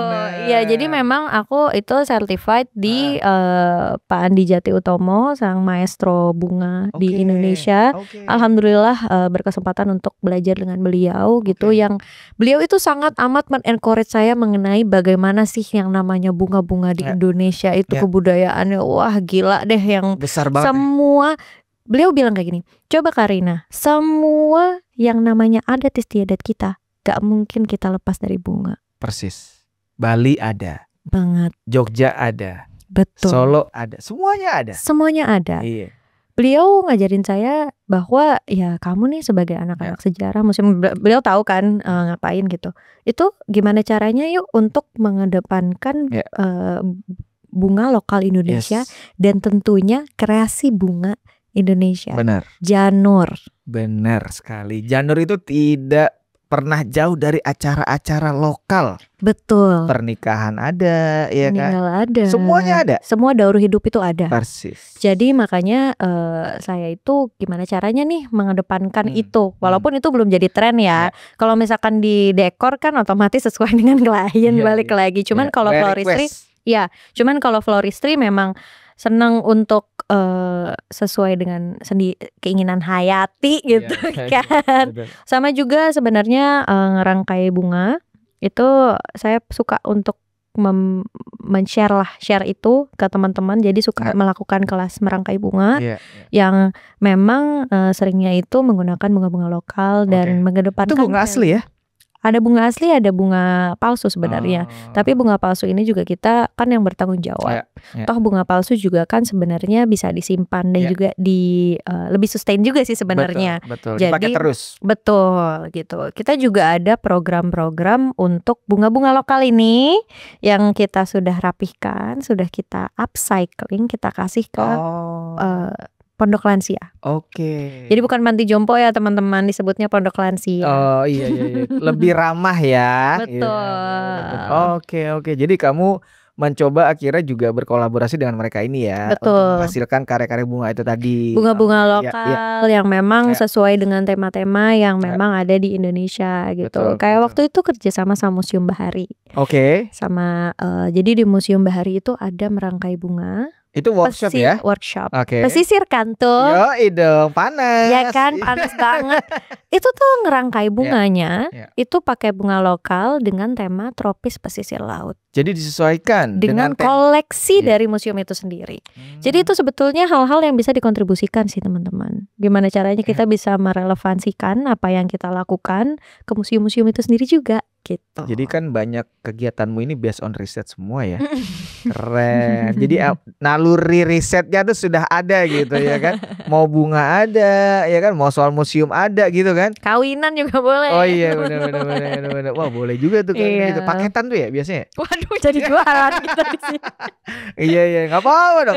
Promoin. Jadi sebetulnya kalau misalkan dari kita ya itu. Pokoknya kita namanya gini, ini lucunya gini ya. Karena kan aku kalau di museum ngomonginnya storytelling. Betul. Jadi kalau misalkan ketemu klien mau dekor atau segala macam, aku selalu mau wawancara mereka sehingga mereka menceritakan bagaimana sih kisah cinta mereka itu seperti apa. Oh gitu. Dan itu aku tuangkan di dekorasi. Oh, jadi kayak ditanya dulu nih bagaimana sih kalian bertemu, bla bla bla. Ntar nanti langsung diterapkan, diaplikasikan lah ke bunga-bunga itu instalasinya. Iya, storytelling yang ada di museum itu kamu pakailah di sana, direalisasikannya di instalasi bunga-bunga ini. Betul. Pinter, laris manis, keren. Tapi itu pentingnya adalah bagaimana kamu memahami klien mau apa. Betul. Dan juga ini bersejarah buat mereka, karena kan bercerita jerninya mereka nih. Daur hidup sih sebenarnya, daur hidup. Daur hidup mereka seperti apa dan bagaimana. Kan biasa kalau misalkan orang nikah itu kan ke jenjang baru, ke jenjang baru. Gimana caranya biar ini tuh sebetulnya kayak museumnya mereka nih gitu loh. Sekali. Pernikahan itu sebetulnya museumnya mereka. Betul. Jadi gimana cara kita storytellingnya? Persis. Gitu. Storytelling, archiving, ya kan? Tuh ada semua di situ. Betul. Jadi walaupun lininya macam-macam, tapi sebenarnya on track gitu. Bener. Jadi otaknya nggak kepisah-pisah. Persis. Pinter. Anda pintar. Sama halnya juga aku tahu juga kamu sibuk sebagai MC profesional kan tuh. Sampai benar-benar aku lihat ada sertifikatnya lagi. Itu coba ceritain itu. Sebenarnya memang kamu sendiri ada ketertarikan untuk mencoba membuat ini lebih pro lah kasarnya itu, atau bagaimana sebenarnya sih? Jadi sebenarnya gini, karena dari dulu itu kan SMA itu radio ya. Dulu di Oz Radio Bandung. Oh gitu, alumni ya? Alumni Ozar. Coba sedikit openingnya gimana? Boleh dong? Masih inget dong? Oke. Ya coba. 103,1 FM Oz Radio Bandung. Selamat malam teman-teman semua. Hari ini lagi dingin-dingin, hujan-hujan, dengerin lagu apa yuk? Iya, keren. Oh, berapa lama? Setahun 2 tahun ya. Lumayan. Siaran malam atau pagi? SMA pagi-pagi. Oh, pagi-pagi. Hari Minggu. Oke. Minggu pagi bersama teman-teman gitu. Di situ pertama, setelah itu kuliah kan jadi otomatis sering ngambil job segala macam ini itu. Terus ternyata saya sadar saya orangnya nggak fun. Jadi masa sih? Iya nggak bisa bercanda kayak dahsyat gitu, nggak bisa. Iya, Mas. Kenapa? Emang iya dari tadi bercanda loh ini. Tapi nggak lucu, nggak kayak Olga. Beda dong. Kalau dia emang pro tuh. Iya, jadi saya sadar bahwa saya tidak selucu itu. Jadi makanya seringkali mengambil pekerjaan yang memang pemerintah, korporasi. Oh, karena pemerintah tidak lucu ya? Lucu, memang ada lucu. Oh gitu, oke. Jadi memang acara-acara formal, tapi gimana caranya tervalidasi dong. Makanya alhamdulillah nih lewat Duta Museum DKI diberikan lagi fasilitasi lagi loh itu sertifikasi gitu. Public speaking yang memang masih sangat amat digunakan sampai sekarang gitu. Yang akhirnya sekarang mulai dari acara nasional sampai internasional juga alhamdulillah bisa dimanfaatkan gitu. Dan lagi-lagi setiap datang pasti aku akan promosiinnya ya museumnya aja. Kalau misalkan mana museum, hubungi saya, dianterin. Oke. Jadi itu juga dampaknya jadi kemana-mana. Dan kayak si MC juga lumayan ya, karena kan kamu spill dikit-dikit juga, bagi-bagi info dikit-dikit juga ya. Betul, karena orang-orang sampai kayak, hah, lo kerja di museum? Ngapain? Ada apa? Jadi begini loh teman-teman. Oke. Kayak gitu. Tapi aku penasaran deh, kan dari tadi kan ditanyain terus nih. Aku mau nanya dong. Boleh. Apa? Mau nanya apa? Kalau misalnya kan dari Mas sendiri, sukanya itu museum di Indonesia itu museum apa? Sebutkan 3. Oke, ini kita konteks soal bagaimana menyukai dalam segi sejarahnya, arsitekturnya, everything. Favoritnya Mas Nomi aja. Museum. Ini yang swasta, nasional, apa? Bebas. Sebenarnya menarik tuh ada beberapa, misalnya Vredenburg tuh oke buatku karena aku suka secara arsitekturnya juga, ya kan. Lalu kalau misalnya di Jakarta deh kita ya, Jakarta tuh Museum Bahari tuh aku suka. Terus juga misalnya Museum Nasional deh, itu bagian dari kayak dari kecil kita emang udah diarahkan kan tuh dulu SD apa. Lalu kalau sebenarnya banyak sih. Korban wajib museum ya. Iya kan, pastinya Kantara Monas dengan seberangnya tuh Museum Gajah kan. Deket ya jalan. Paket gitu. Aku banyak sebenarnya karena dulu aku suka datang ke Taman Mini sebenarnya. Oh iya. Taman Mini itu adalah kamu bisa berlibur se-Indonesia dalam 1 hari. Betul. Dan setiap rumahnya itu buatku adalah museum. Betul. Kemarin kan bikin pameran juga di Contemporary CAG. Gallery. Yes, di Yeah. CAG di sana. Itu saya setiap hari naik Benar. odong-odong. Persis. Enggak, kita sekarang ini udah enaknya adalah listrik. Jadi ada otopet, ada sepeda listrik. Iya. Bagi. Jadi kalau misalnya mau ke Kalimantan, mau ke Papua tinggal Ke Papua. Iya, benar. Tapi aku mau spill sedikit ya. Boleh. Aku tuh sedih sih untuk jadi ini sebenarnya PR untuk kita semua ya. Jadi aku tuh ya itulah anaknya cukup ekstrovert ya. Yeah. Jadi suka kayak lagi nunggu odong-odong tiba-tiba kayak ngapain Mbak di sini? Oke. Mau main otopet. Loh, Taman Mini kan isinya museum semua. Emang nggak mau masuk ke museumnya? Oke. Usia berapa nih? Gen Z ya. Oh, Gen Z. Artinya dia sudah sebenarnya bisa memahami museum ya, harusnya ya. Sebetulnya mungkin kuliah kali ya. Oh, lebih gede lagi kalau kuliah. Iya. Sama teman-temannya gitu. Mau main otopet. Oh, main otopet, nggak main ke museumnya. Nggak tahu sih Kak, lihat nanti aja. Itu sedih loh, Ya, karena Taman Mini itu sangat banyak sekali Banyak museumnya. Itu Aku bisa seminggu nggak beres-beres loh. persis. Kadang aku datang ke rumah yang kayak karakter-karakter dari budaya-budaya lokalnya itu aja tuh, Anjungan-anjungan itu. 1 hari aja anjungan aku kurang. Karena Iya. aku tertarik dengan karakter misalnya kostum baju daerahnya. Terus aku kan kadang suka dengan alat-alat perangnya, antara keris, parang atau apa. Itu aku pelajari, aku senang soal budaya lokal gitu. Iya. Kan Pak Menteri kita kan kerisnya Oh banyak siap, sekali tuh. banyak sekali kan. Udah pernah belum mampir ke Ben Hill? Ke rumahnya. Ke museumnya. Oh, ke museumnya belum nih Nah, aku. kan ada librarinya juga ada, koleksi kerisnya ada, lukisan ada, banyak beliau. Banyak banget. Kan nanti mau bikin pameran kan? Udah bikin pameran kemarin di Sudah. Museum Nasional. Sudah. Nah, keris juga di sana di Taman Mini kan juga ada museumnya. Ada. Gratis itu masuk. Betul. Tapi mau masuk nggak? Enggak takut. Banyak loh anjungan yang aku bilang di Kayak dalam itu gratis. Gratis. Kamu cuma banyak yang gratis. masuk di depannya aja, sisanya udah gratis. Iya, itu makanya itu PR kita semua sih ya. Gimana caranya biar anak-anak muda yang memang main sengaja loh jauh-jauh loh ke Taman Mini. Emang mau enak. otopetan gitu. Iya, betul. Tapi ya gimana cara? Itulah. It takes a village to do that lah untuk merekomendasikan. Datang dong ke sini. Ya itulah saya. Iya. Ibu-ibu.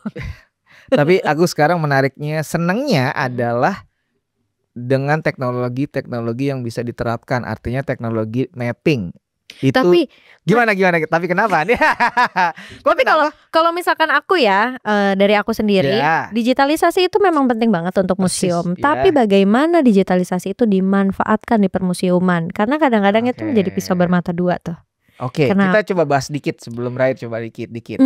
Karena gini sih Mas, kalau misalkan kadang-kadang kan anak-anak atau generasi muda ke museum itu kan biar bebas dari layar ya. Betul. Tapi ketika di museum datang ada layar lagi atau segala macam. Jadi pisau bermata dua. Oleh karena itu memang kita sebagai orang museum itu memang harus tahu mana sih yang memang harus digunakan sebagai pancingan, mana yang memang nggak apa-apa gitu. Karena tidak semuanya harus digitalisasi, tidak semuanya harus di AR atau VR, atau tidak semuanya harus diimersifkan. Bener banget tuh. Iya, gitu. paham. Tapi it's nice to have that, tapi kita tidak bilang itu certain measure lah. Betul. Ini ada perspektif lain ternyata dari sosok Karina gitu. Certain measure lah. Kalau misalkan ternyata museumnya maksudnya karena perawatan ya. Betul. Imersif tuh mahal banget soalnya. Mahal. Itu kan ada LED-nya, terus nanti settingan. Wah, itu lumayan tuh maintenance-nya. Iya. Jadi itu memang hal-hal yang karena kan kita ngomonginnya sustainable ya. Betul. Kalau misalkan untuk setahun atau 2 tahun, 5 tahun deh. Enggak sih, enggak bisa. 3 tahun. Iya. Ya bisa, cuman setelahnya kita kan juga harus terus mengganti isi dari imersif tersebut kan. Jadi itu yang namanya gimana caranya kita harus mempetakan yang baik yang benar seperti apa. Tapi aku benar-benar mantep kalau misalkan imersifnya dirawat dengan baik, isinya juga gonta-ganti. Itu kan Museum Bank Indonesia tuh ganti terus, perawatan bagus. Museum terus. Nasional juga deh kalau nggak salah. Museum Nasional juga. Jadi itu adalah museum-museum yang memang perawatannya oke. Gonta-ganti terus. Yes, betul. Itu yang benar. Betul. Tapi kan ada yang nggak gitu juga. Ada. Kita nggak perlu sebutin ada. Cari aja ya teman-teman. Gitu sih. Kalau misal aku bertanya sama kamu soal museum yang paling berkesan buat kamu di Indonesia, di mana? Ini bukan karena teman ya, tapi Ulen Sentalu. Kenapa? Itu yang namanya storytelling yang sangat menarik menurut saya itu adalah Ulen Sentalu. Bukan gimana-gimana ya teman-teman yang lain. Saya cinta kalian teman-teman musik Indonesia. Tapi ini personal preference ya. Pertama kali ke Ulen tuh mesmerizing banget sih. Sampai sekarang. Itu benar-benar mesmerizing banget. Dan juga mereka emang base-nya riset. Risetnya mantep banget deh. Pokoknya apapun pokoknya di riset deh gitu. Jadi itu aku senang banget. Dan mereka itu memang mementingkan museum sebagai tempat kita menikmati koleksi. Jadi ketika ke sana kita benar-benar ngelihat koleksinya seperti apa, ceritanya seperti apa. Coba tanya deh, semua yang ke sana pasti pulangnya bawa sesuatu. Oh iya, jadi ternyata tahu ya kunci itu buat ini tuh ini. Karena apa? Dedicated kan tur dari awal sampai akhir. Terus dia kan di bawah Gunung Merapi. Benar. Nah, jadi memang mesmerizing banget sih. Jadi setelah itu kita ke kafenya segala macam. Jadi benar-benar whole experience itself is very amazing sih, amazing banget. Gitu sih. Kalau yang paling jauh, bukan di Pulau Jawa. Paling jauh. Indonesia Timur mungkin. Kalau paling jauh yang pernah kamu visit? Oh ini apa namanya? Aku mah masih dekat kok. Masih di Palembang aja. Apa? Museum Pempek. Itu belum ada. Itu jalan loh Pempek itu. Jalannya buat turis itu. Museum Kota Palembang. Museum Kota Palembang itu bagus juga. Di itu Palembang. Swasta atau negeri? Negeri. Kalau di Jakarta sendiri musim macan tuh swasta ya? Swasta. Bagaimana kamu melihat musim macan? Atau bagaimana? Mantap dong. Mantap ya. Itu kontemporer ya. Karena itu museum art kan sebenarnya. Yang aku senang dari sana itu adalah teman-teman yang sangat luar biasa, Mbak Nindi, Mbak Andika. Itu mantap. Oke banget sih. Maksudnya dari segi sumber daya manusia ya museum macan memang sangat luar biasa itu. Sangat berkompetensi dan berkapabilitas dan memang passion. Sebenarnya gini sih Mas, kalau misalkan dari aku sendiri ya, yang penting tuh passion dulu deh pertama. Sebenarnya kuncinya itu ya. Kuncinya tuh passion, karena mau gimana pun kalau misalkan passion, mereka itu pasti willing untuk belajar. Kayak salah satu teman aku di Museum Prasasti alias Museum Kuburan itu. Siapa? Sebutin dong namanya. Cari aja di Menjadi Manusia. Ada di Menjadi Manusia, masuk juga ke sana. Itu Mbak Iin namanya. Mbak Iin ini pertama kali datang ke aku itu adalah kayak, Mbak, kita itu di sini capek banget, nggak banyak orangnya segala macam ini itu tapi passion. Jadi dia belajar, dia setiap kegiatan tuh suka datang, terus paling semangat dan segala macam, dan terbukti akhirnya dia di cover kan oleh Menjadi Manusia gitu di sana. Bagaimana menjadi seseorang profesional museum di Indonesia dengan segala keterbatasan, tapi memang bisa untuk melakukan banyak hal. Jadi memang itu adalah success story yang memang kalau misalkan walaupun tidak ada kesulitan atau gimana ya, kalau misalkan passion ya gas aja pasti bisa gitu. Karena passion itu jadi fun dia ngejalaninnya. Karena kalau nggak fun jadi repot tuh nanti. Iya, kadang kan jadi banyak juga sih Mas sebetulnya profesional. Ini aku spill sedikit ya. Banyak juga profesional museum yang memang bekerja di museum itu karena memang tidak ada pekerjaan lain aja. Ada gitu ya? Ada. Kayak anjir, daripada gue gak kerja mending gue sini aja gitu ya? Kayak gitu. Itu aku sedih loh kayak gitu. Maksudnya jadi gini. Terpaksa ya? Terpaksa. Jadinya males-malesan kalau ikut ini itu. Jadi menurutku, tapi balik lagi, kan banyak pun di luar museum juga banyak yang seperti itu kan. Tapi itu adalah sebetulnya tugas kita bersama. Gimana caranya untuk membuat environment museum itu menyenangkan untuk belajar, even untuk profesional museumnya sendiri gitu sih. Gimana dari leadership museumnya. Jadi kayak yang aku senang itu dengan leadership museum tuh Bu Ari dari Museum Kebaharian. Beliau tahu nih ASN-nya tipenya seperti apa. Dia membaca karakter orang. Membaca karakter orang. Jadi misalkan contoh ada satu orang nih, Oke, dia ternyata tuh nggak bisa. Dia itu suka sekali dengan luar negeri. Tapi kan tidak selalu mempunyai kesempatan untuk bisa keluar negeri. Ditaruh sebagai duta besar Museum Bahari. Jadi yang berhubungan dengan embassy itu beliau. Semangat banget tuh, malah nyari-nyari kemana kesana kemari kan.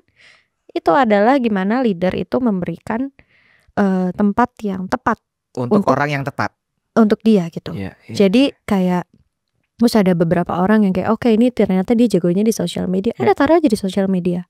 Oh, dia mapping nih orang ini khusus di sini segala macam. Karena kadang kalau misalkan Mas sering kali loh, sering terjadi konservator nih, tiba-tiba jadi edukator. Seumur hidup konservator ngurusin restorasi segala macam, tiba-tiba jadi edukator ngomong sama orang, betenya gimana? Draining, emotional draining kan. Betul. Jadi yang kayak gitu-gitu sih. Makanya aku sangat mengapresiasi sekali sih orang-orang seperti Bu Ari yang banyak juga sih sebetulnya di museum gitu. Yang bisa tahu bahwa potensi-potensi dari si timnya ini di mana ditempatkan yang tepat gitu ya. Betul. Gitu. Kamu tepat nggak berada di dunia sejarah ini? Kamu menilai dirimu sendiri? Aku merasa aku tepat sih masih sini karena tepat, gini. Karena gimana? Jadi aku itu kan sempat di swasta ya, sempat di swasta. Di Lipo Group itu ya? Di Lipo Group. Gajinya gede. Gajinya gede, tapi aku merasa ini ya, apa namanya? Gak feeling gitu loh di hatiku gitu. Happy but empty. Gawat. Good money tapi empty inside gimana gitu kan. Kan Gen Z gini-gini kan mau gimana, mohon maaf nih. Sama kita Gen Z ya. Yakin. Oke. Nah jadi aku ngerasa bahwa ya capek Mas. Walaupun kerjanya tuh gak seberat itu kok. Uang banyak capek. Sih ya. Duit banyak tapi capek banget gitu. Capek banget. Akhirnya kayak I think it's time for me to move on gitu. Itu saya. Berapa lama emang di Lipo? 3. Oh lumayan. Jadi inilah apa namanya, memang yang aku rasakan kalau misalkan kita di tempat yang tepat itu kita ngerasa kok walaupun kita capek banget nih gitu kan, akan terbayar capek, sih. Kesel gitu. Maksudnya kadang kan ya ada aja lah Mas ya, namanya juga kerjaan ya, capek, kesel. Tapi abis itu kayak kadang suka nanya kayak gini, ngapain sih gue kayak gini ya gitu. Cuman at the end of the day aku fulfill aja gitu dengan apa yang aku lakukan, karena aku diajarin sih sama orang tua. Maksudnya orang yang orang-orang sebaik-baiknya orang itu adalah orang yang bisa berkontribusi ke masyarakat gitu. Jadi ya walaupun kayak gini ya nggak apa-apa lah gitu. Tapi yang penting aku bisa berkontribusi ke masyarakat, ada legasinya, ada pahalanya. Ya untuk award atau validasi ya orang-orang yang bisa menilai sendiri lah gitu loh. Kayak gitu sih. Aku diajarin banget sama orang tua seperti itu. Makanya perbandingannya gitu ya, good money tapi ya. What for? Gokil. Keren.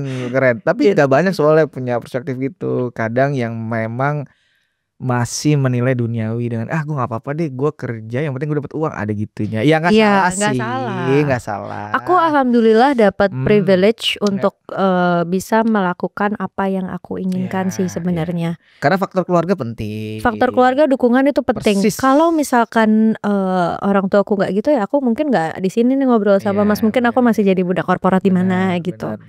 Kayak gitu sih. Jadi memang alhamdulillah dikasih privilege juga sama orang tua untuk bisa melakukan apa yang diinginkan. Orang tua support banget. Kayak kalau misalkan keluar kota segala macam, ikut pasti. Tuh masih kemana-mana ditemanin. Masih kemana-mana masih ditemanin mama. Ke Solo sering tuh berarti ya? Iya. Ikut tuh ya? Kalau ke Solo enggak. Kenapa? Karena kerjanya bukan yang jadi speaker yang belum sehari-hari. Kalau di sana kan kayak berhari-hari gitu kan, digempur tuh dan susah juga. Kasian lah kalau ikut ya, jadi capek juga. Tapi kalau jadi MC, speaker apa itu selalu ikut. Iya kayak ke Surabaya ikut, kemana-mana ikut. Punya Jogja sendiri udah itu ya. Betul. Ini teman-teman museum juga lama-lama tahu, karena zaman dulu itu aku sering banget kan di Museum Nasional tuh suka ada acara tuh belajar bersama. Ibuku ikut nonton teater koma. Sampai teman-teman museum yang di Museum Nasional tuh tahu ibu aku. Jadi enggak gitu ya. Oh, ini ibunya Karina. Iya, gitu. Okay. Saking nempelnya. Teman-teman sobat Museum Nasional tuh tahu mamahnya Karina gitu. Ya. Oh gitu. Jadi memang privilege, alhamdulillah bisa ngelakuin hal ini. Karena penting sih dari orang terdekat dulu sih sebenarnya. Betul. Makanya kan banyak nih teman-teman yang maksudnya orang-orang yang kayak nanya, kenapa kamu awalnya masuk museum? Ya karena orang tua saya. Oke. Gitu. Mamaku itu kayak mau loh nemenin walaupun kadang ngerti kadang enggak gitu ya. Tapi mau nemenin mamaku nonton wayang semalaman suntuk gitu. Wayang orang, Sriwedari gitu di Solo gitu sampai tidur. Tapi ya happy-happy aja sih. Gitu. Sebelum berakhir nih, bagi dong informasinya untuk supaya lebih bisa kayak menghargai sejarah atau kayak fun gitu dengan si sejarah museum tuh bagaimana sih sebenarnya kalau kita bercermin ke diri kita sendiri, kayak kita harus kayak gimana sih untuk kita bisa enjoy menikmatinya gitu. Oke, jadi gini teman-teman, ini adalah bener dong. Ini adalah silakan berbagi. Sebetulnya ini adalah sebuah tips yang memang aku lakukan semenjak kuliah. Aku itu nggak suka nulis, Mas. Oh iya? Iya. Aku tuh nggak suka nulis dan kata dosenku almarhum kepala prodi Pak Luki, Karina itu nggak bisa nulis. Tapi Karina bisa ngomong. Jadi coba dan aku jago ngomong, kata beliau almarhum. Beliau adalah satu-satunya orang yang percaya bahwa Karina, kamu ngomong, kamu bisa untuk berkontribusi di budaya Indonesia. Jadi gak apa-apa kamu gak bisa nulis, gak apa-apa. Tapi kamu maksimalkan bakat kamu maksimalkan apa yang kamu punya, dibicara untuk bisa membicarakan mengenai apa-apa saja yang terjadi di Indonesia, di kebudayaan Indonesia, sejarah Indonesia, sehingga orang-orang itu bisa mendengar, bukan hanya membaca. Gitu.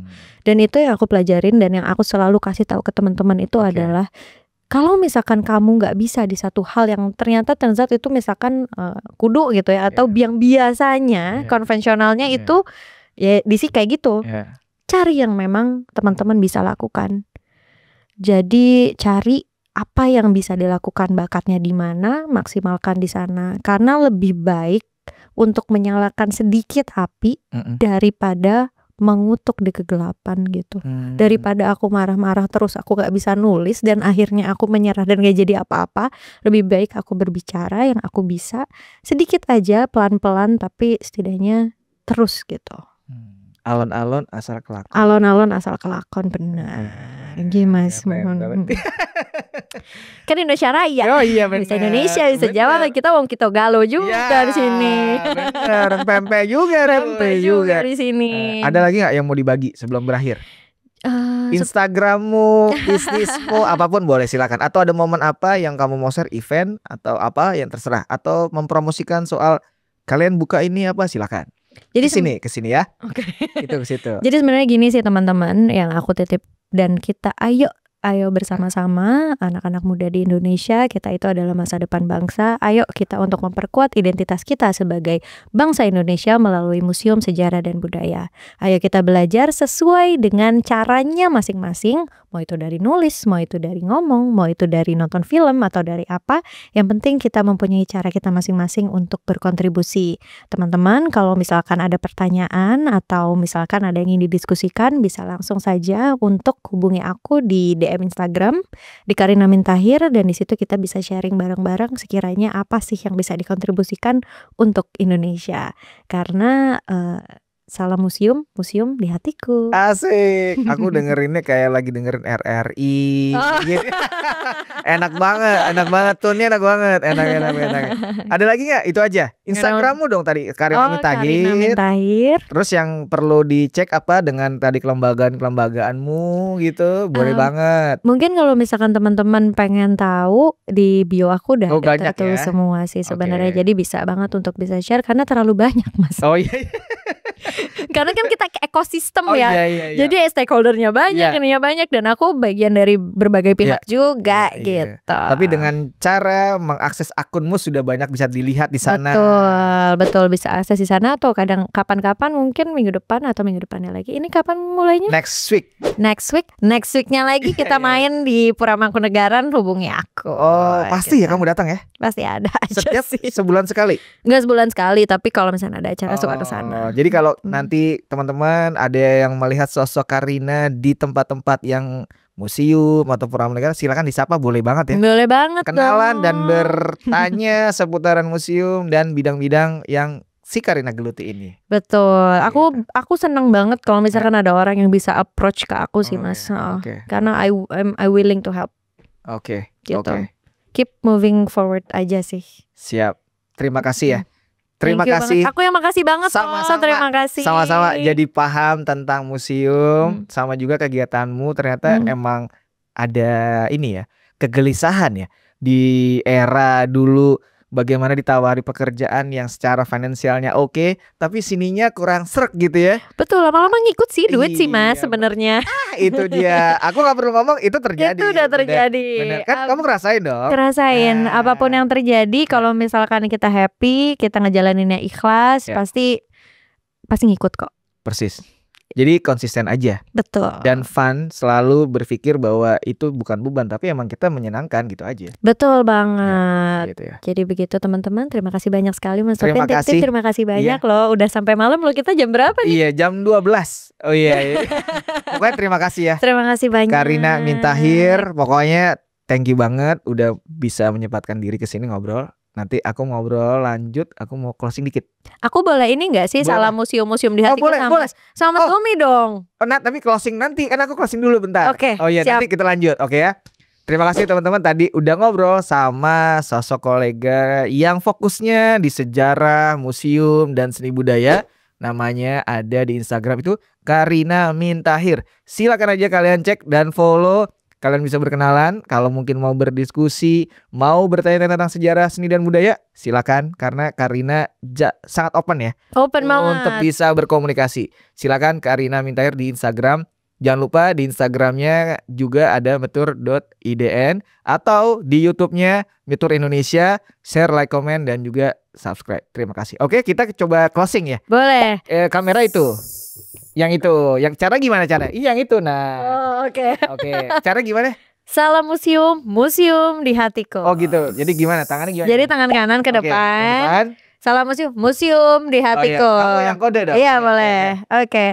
Salam museum di hatiku. Ulangi.